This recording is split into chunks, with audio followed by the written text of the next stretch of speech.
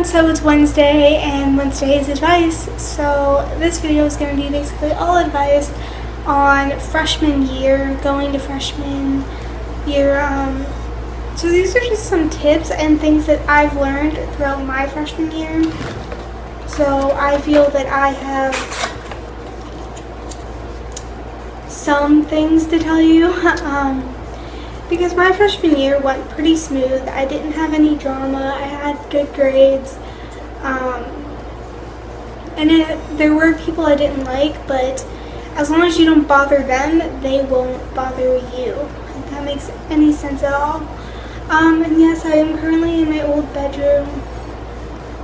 Justin's in the other room playing Xbox, so I decided to come here and make this video. It's a little bit quieter and all you hear is the AC, and plus we have AC in this room. We're waiting till ACs go on sale for me to purchase one for the other room. But yeah. So my very first thing that I've noticed is bad teachers. Alright, so if you have a bad teacher, don't just give up on the class. Really, you need to focus on it. This can actually go for any grade, whether you're a freshman, whether you're in like 3rd grade, whether you are in, I don't know, college. Like, bad teachers are all over the place. How to deal with them is stay out of their way and they'll stay out of yours. Ask questions. If they're a bad teacher in class but they're good one-on-one and they explain it to you good when you're one-on-one, go to like tutoring. Ask them after class, hey, can I stay after school today and you help me out? And if they say yeah, stay after school. Like, get that extra help you need to succeed, because in the end, whether they like you or not, you're still the one getting the A+. You're still the one getting good grades and helping your grades out. And in the end, that shows the teacher, oh, well, I really did have a good student because they're actually tried. And so that's one way a teacher will like you. So bad teachers are all over the place, like I said. And also, if you have somebody that can teach you and like help you out, who's already been through that class and got good grades and understands everything that's going on, or is in a different class, like a different teacher but the same class, they can help you out too, because they can explain it differently because their teacher taught them different.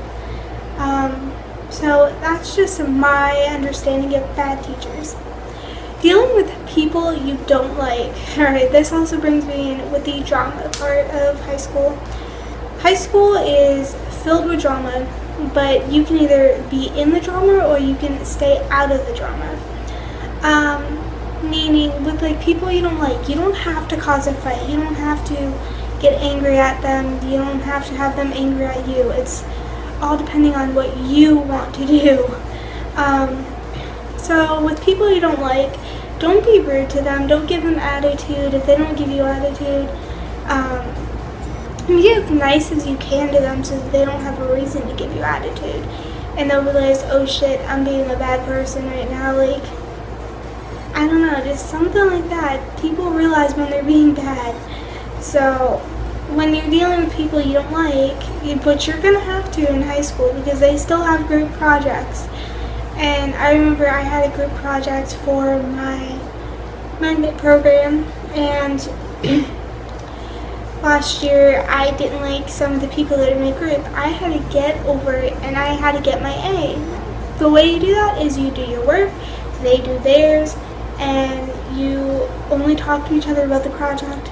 You don't have to join in when they're talking shit about people. You don't have to listen to them when they talk about anything besides the project. You don't have to give out you may have to give out your phone number depending on the case, but if you don't want them to have their actual phone number, you can always give them your Kik. You can give them your Facebook. You can give them, like, you can make an app which has texting on it and use that and give them that number instead of your number if you don't want them to personally have your number. So there's ways to deal with people you don't like and who don't like you. Alright, another thing that I loved about high school was meeting new people. The reason I went to the high school I went to, I was not zoned for it. Where I live, it's 30 minutes away from the school, or 20 to 30 minutes depending on traffic, away from the school. So I am not zoned for it. My high school that I am zoned for is about 5 minutes away, but it has people from middle school and from elementary school that I've known for so long who know too much about me, who I know too much about them, and you just get old and tired of people, and half of them were drama filled, and so I wanted to get into a school that I can. One of the things that I loved about high school was meeting new people. That's one thing that you will have done. Like, you will meet new people. No matter if you go to a different high school, no matter if you go to the same high school, there will be new people from different middle schools, from different high schools that transfer in. You don't know who's going to be there. It's different, so it's really nice to have. The freedom from middle school to high school is so big as well. I am not kidding. Like, middle school to high school, middle school, they baby you.